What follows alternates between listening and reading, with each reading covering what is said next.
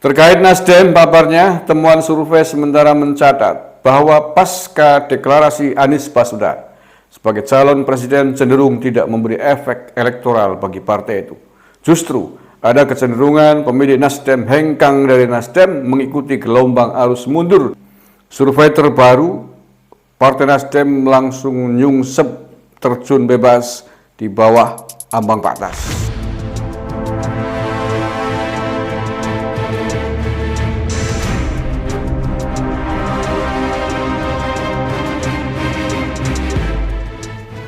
Assalamualaikum warahmatullahi wabarakatuh. Salam Nusantara, salam sejahtera untuk kita semuanya. Salam, Om Swastiastu, Namo Buddhaya, salam kebajikan rahayu. Saudara-saudaraku sebangsa setanah air yang saya cintai, saya banggakan, Partai Nasdem usai secara resmi mencalonkan Anies Baswedan sebagai calon presiden di Pilpres 2024 nanti. Survei terbaru, Partai Nasdem langsung nyungsep terjun bebas di bawah ambang batas. Ini sungguh tragis, tetapi ini adalah resiko politik yang harus diemban oleh Surya Paloh dan jajaran Nasdem karena keberaniannya mencalonkan Anies Baswedan.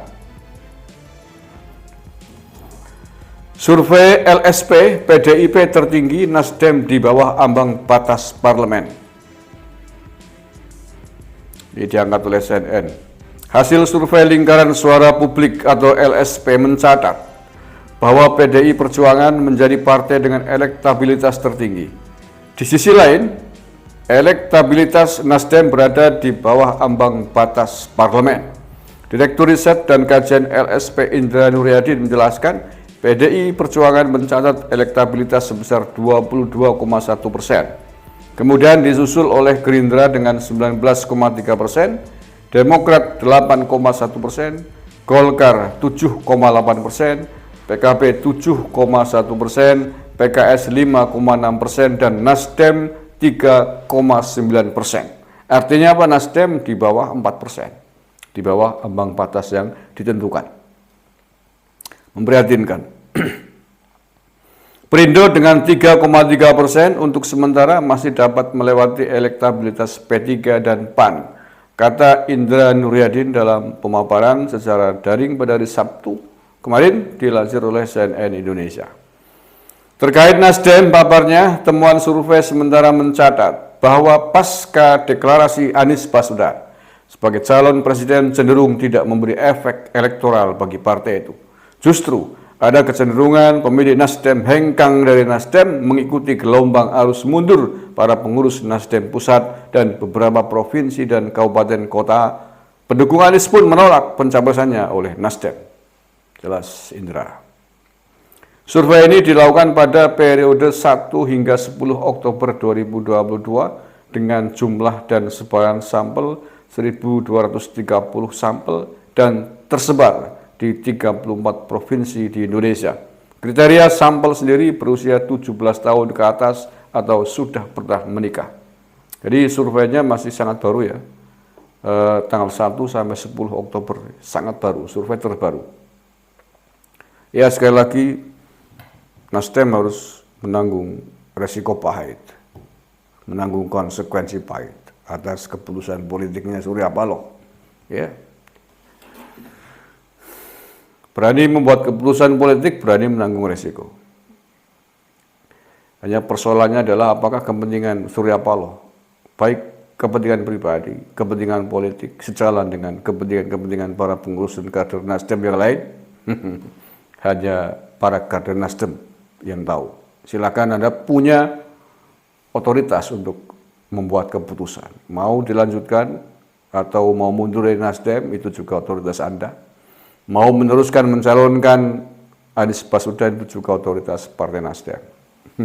Waktu masih lama. Ini belum lama ya, belum ada 1 bulan. Keputusan deklarasi Anies sudah langsung terjun bebas.